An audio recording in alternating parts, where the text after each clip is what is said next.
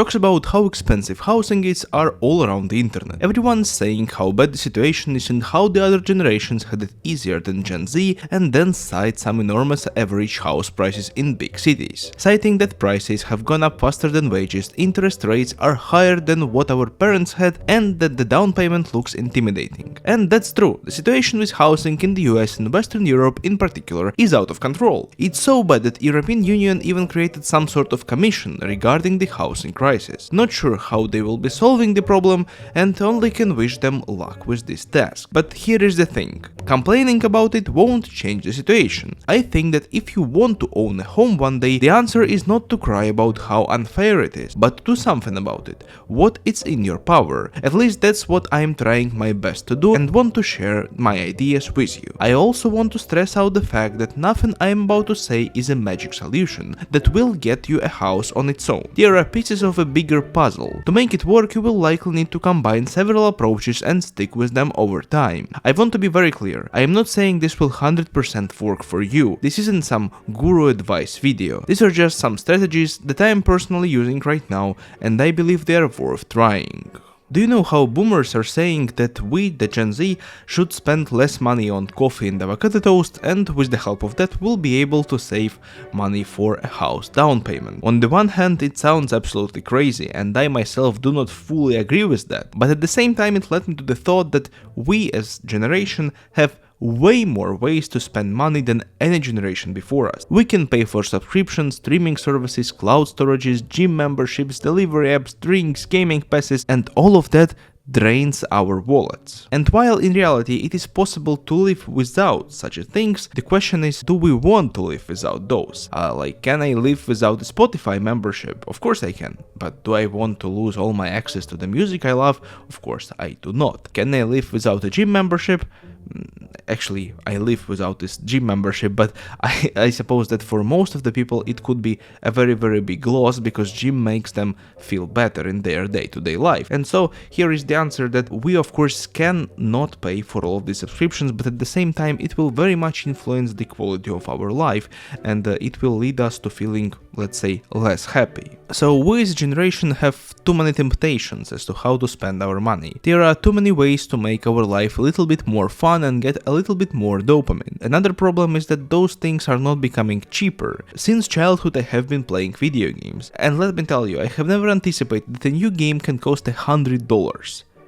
$100, which is actually a case nowadays if you will log into Steam and look at some AAA projects. What I want to say is that there is a way to spend less on these things, and the way is actually to have less of a dopamine today in order to have a more stable future tomorrow. I am not saying to cancel all of your subscriptions at once, but what I am saying is that you can actually evaluate what subscriptions you actually need and use every day, because I bet you have some of those which you pay for every month and do not even use those at all. Not like I do not have any subscriptions, I have, but just one, for music actually, and I know how much it costs. I would enjoy having other subscriptions, such as battle passes and video games, delivery apps, etc., but I don't. Refusing from one subscription will not make a difference, but from 5 or 10 definitely will, especially considering the fact that we do not use most of those. Same with short dopamine things, such as getting food delivered or going out for coffee. It's alright to do so, but have a budget for it. Count on how much money per month you can spend on this type of fun, and do not overspend. Even though the world nowadays is becoming way more conservative, we still have more flexibility in terms of moving around the world than the generations before us. With relatively cheap airline tickets, remote and online work opportunities, available moving services, and many more, the world, or at least some points of it, are open for us. In some parts of the world, like the EU when talking about moving to other countries, or the US when talking about moving to other states, you can move around your own country or move to another country with relative ease. I think that this opens many new opportunities for us, the Gen Zers, when it comes to buying a house. If you live in a big city with insanely high prices for apartments and houses, the solution for you could be to move to another end of your country, which is a little bit less developed, or even to another country, which in general has lower prices and lower living standards. For example, many people from Western Europe countries are opting out to live in the Eastern European countries, since housing is way more affordable there. Do I think that it's an easy thing to do? No, by no means.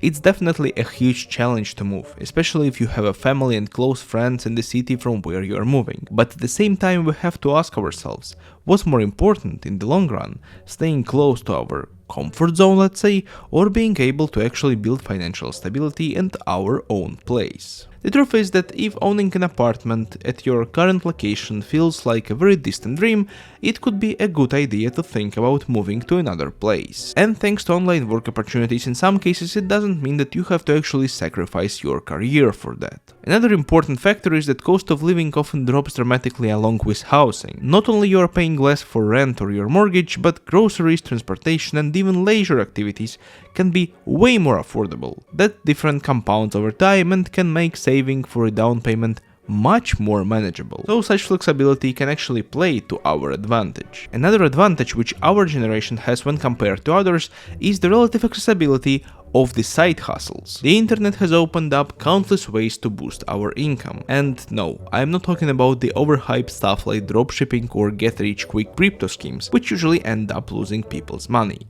The thing which I'm talking about is learning new useful skills and applying those in your day-to-day life to boost your earning potential. For example, picking up some basic coding or the usage of new AI tools can actually boost your productivity at work and lead to higher salary. Beyond that, we can also use online platforms to make quick cash by selling things we don't need anymore. It's simple, fast and, sometimes adds up more than you would expect. And then of course there is a possibility of starting your own online business. It doesn't guarantee any success, but actually gives you a chance to start building something on your own besides your 9-to-5 job or other job you have. Take this YouTube channel for example, that's my side hustle. Did I make even a penny out of it during the last 2 or 3 years? No, actually I didn't make any money out of it.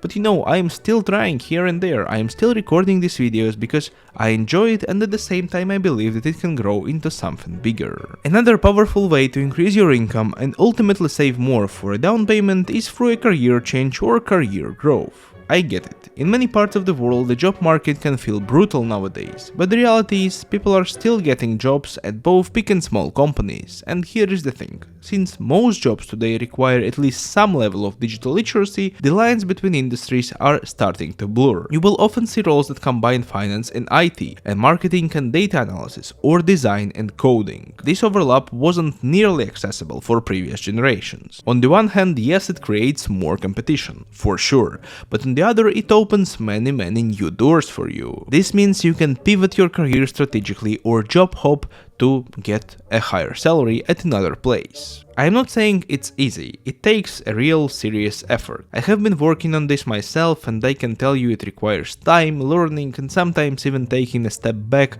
before you can move forward. But if you are willing to make sacrifices and think strategically about your next career move, you can land a better paying role. And here is another angle. It's not just about the job you choose, but also where you choose to work from. You could move to a bigger city with higher salaries, or on the flip side, take advantage of remote work opportunities and relocate to a smaller, cheaper city where your income stretches much further. That way you are not just earning more, you are also saving more. We as Gen Z definitely do not have a one company for life path, as the boomers had some time ago. But in exchange we got kind of flexibility and possible ability to reinvent ourselves when needed. And if owning a house is one of your goals, this adaptability can play a crucial role. Another thing I notice at all times is that when people start earning more, they immediately start spending more. They rent a bigger apartment, upgrade to a fancier car, or just inflate their lifestyle to match their new paycheck. But if you want to own a house, that's an exact moment when you need to resist the lifestyle improvement. When starting to get more money, do not funnel all of it into the lifestyle improvement. Instead, just start saving more and more for a down payment. Improving your earnings is great, but improving your savings is even better. Now, I'm not saying you shouldn't enjoy life or treat yourself when you hit milestones. You absolutely should, but you have to be smart about it. Don't pile up unnecessary debt, don't upgrade things that are still working fine just for the sake of upgrading. If your 20-year-old car is still running, it's good enough. You don't need to rush to a dealership and sign a $500 a month lease the moment you get a raise. Similarly, you don't need to upgrade to a fancy rental apartment in case of a raise. All these lifestyle upgrades might feel great, but in reality those are just pushing you further and further away from owning your own place and building real wealth. I know that this might sound like a basic thing to do, but honestly, I think it's worth repeating, because even though we all know it, a lot of people forgot it the second they see a bigger number on their paycheck. The key message here is that the homeownership is possible for all of us, but only if we will approach it with the right mindset. Yes, it's harder than it was for past generations.